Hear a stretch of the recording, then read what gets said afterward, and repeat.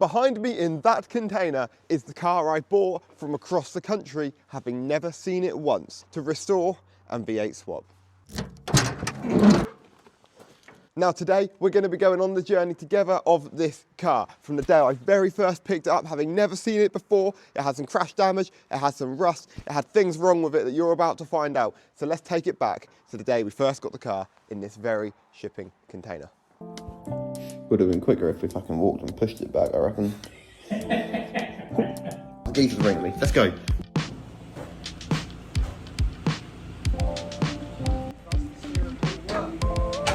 Dunno, let's find out. Yes, it works. Yeah, I'm in. Happy days. I am fully just recording it. It's got the keys? I hope so. It has got an engine in it. I don't know if it works. What do you reckon? No, I don't think it'll run.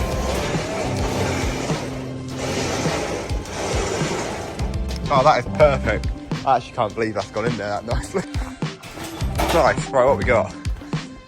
Apart from an MX-5. The exhaust is in the food, but it's been cut off. What's that? It's an 1800, which is a good start. That is an 1800. Has aircon as well. Does it? Yeah. Nice. So if I wanted aircon on the other one, which I don't. Yeah, there's definitely an oil leak in here. My exhaust manifold's non-existent. Japanese one. Yeah. It's got the Japanese sticker. It's an Enos. It's not an MX-5. But that's it. What have we got? Let's have a look. That's the manifold. That's the OEM manifold. Someone's done a nice, neat job of that. What else is in there? Eurus Road. Performance cars. That's a service record book. Hang on. Hang on. From when it was done in Japan. That's pretty cool. Yeah. What does it say? Oh no, that's the import documents, did it? I wonder how many miles it's got. Never mind. That's a fair amount of paperwork. Ah, like some car roll. Look at that. Phil. It is Phil. It's actually quite a solid car. Here and there, but mate, it's actually not that bad. I would jack up on that. Hang on. Oh, no. Oh, there you go. Anyway, this is the car in question. And the first question we all have, does it run?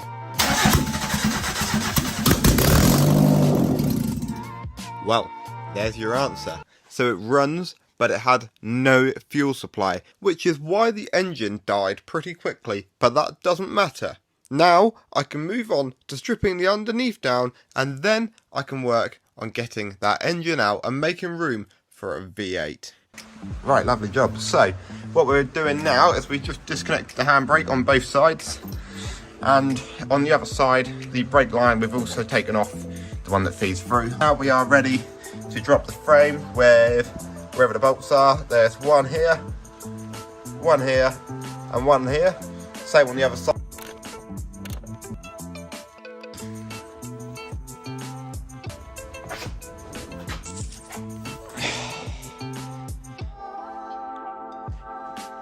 There's so much room under here.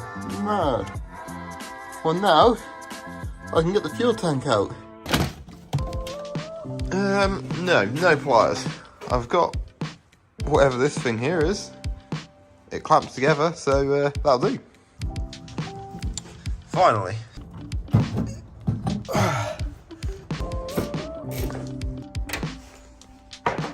See ya. I've got it. Nice, that worked. And that's it, it's out. At this point, the whole car is actually going pretty well. We've got the whole back stripped, so now we're moving on to the front, including the engine. Now just bear with me, this next video is an old TikTok. At the end of this 3 minutes, this whole engine's going to be completely gone. Out, empty space, we're going to be at standing here, so let's get that.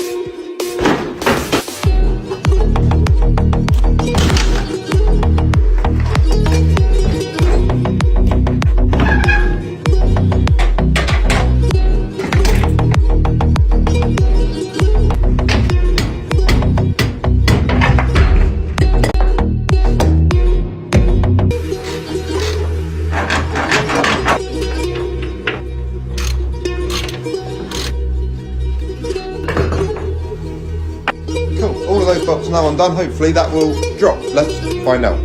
Moment of truth.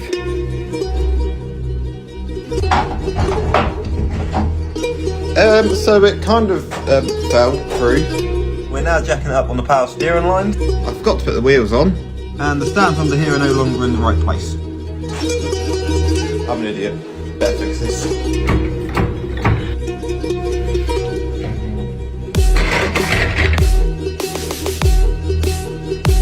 this is the first time I've ever done anything like this with a car. I didn't forget to disconnect anything. The whole lot was done. I didn't have a clue what I was doing here on the steering rack, but that went well. I'm actually pretty proud of myself for doing that, to be honest. Just got to bring it out to here.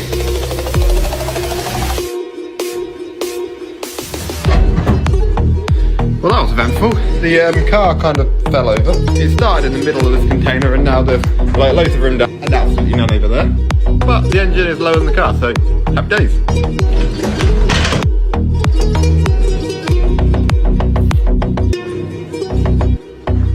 And that's it, job done. Engine, subframe, all of the sort of stuff out away from the car. That is mission success. The car is really wonky, so I need to sort that out, but oh well. I'm well happy with that.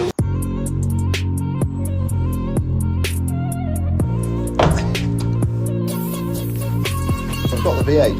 My main problem is I don't really know much about engines. I've kind of just bought it, taken the one out of this car, and I'm just going to kind of hope it fits. Obviously I need to do custom work and stuff. This in here is just complete French, nobody understands it. I know this isn't usually the sort of thing you'd see from me, but we're doing it. It's going to be fun. I don't know what I'm doing, but nice. Now, if you manage to keep up with all of that, we're now at the point where we have removed the engine, the front subframe and suspension components, but we've got all the parts that are bolted to the car's chassis that we're now able to remove. I need a deep socket. I don't have one, but I do have a through socket, and these things are lifesavers.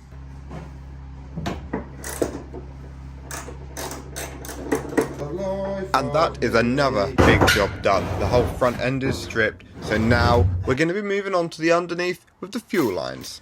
We've got to remember the handbrake cables cross over each other and go to the opposite sides that they are in there. That's a dead spider and that makes me feel weird. Can you sweep them up? I don't want them working near me. These frame rails, these have seen better days.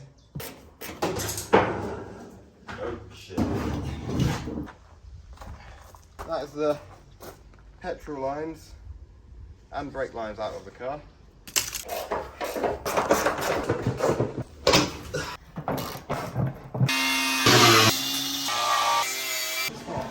Now another thing I found here was crash damage to a rear quarter. It had been previously repaired, but I didn't want to have that on my head. I decided I was going to remove the whole rear quarter and we're going to install a new one.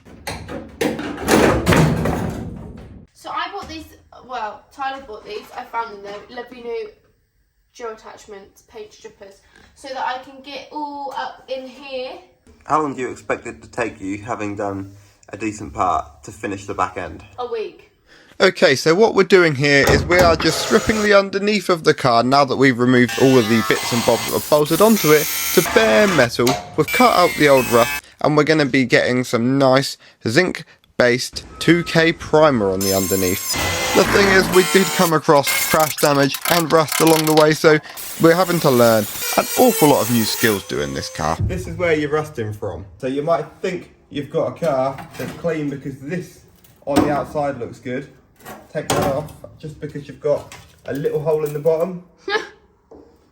Take that off, take that off, and you're left with this underneath. And there's even a hole in this, so this is going to have to be cut away too. And this was the final product.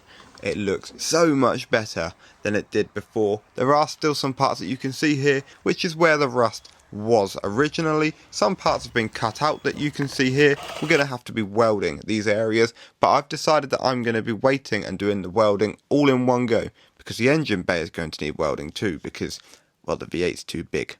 So we won't worry too much about that now, and what we're going to do is we're going to get on with treating the underside that we have stripped down. Oh, but just look how good that looks first. Oh, wow.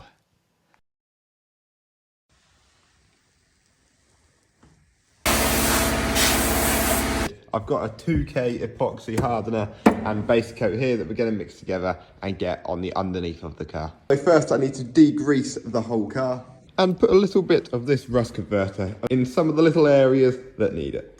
That's right, so after sanding down the surface, we need to use some degreaser to prep it and make sure that the primer is going to stick so that it lasts forever and we don't end up with a dodgy car after spending so much time restoring it. And the rust converter, this is for the areas that were pitted because you can't have a guarantee that it's all going to have gone, so it's just a backup if you like. After that, we then started applying the primer and it's really looking like it's coming together now. Look what my mum and family got me for Christmas. That's the front. Obviously it's got my logo on the front and then the back. So she wanted to get me like full overalls for working on this car, but she couldn't find any that you could personalise. So she got like this hoodie thing. So it's now my over halves. Anyway, enough of that. Back to the car. Nice. So yeah, that's the underneath, all primered up as well, looking lovely. You've seen the whole process on this, so you know it is absolutely beautiful. The only things we have left to do are to fit the rear quarter on here. That needs to be welded on. And the rear sill this side and this side. And there we have it. That is the story of this car to date. The car has been completely stripped down to a bare metal shell. The underside has been completely restored. We've got rid of the damage, we've got rid of the rust, and we've got rid of the old engine because we want to put the V8 in here, of course. And the good thing about that, the last 6 months of work you've just seen, after work in the evenings, on the weekends, now the car is actually finally ready to rebuild and put the V8 in. I'll see you soon. Thank you very much for watching. Adios.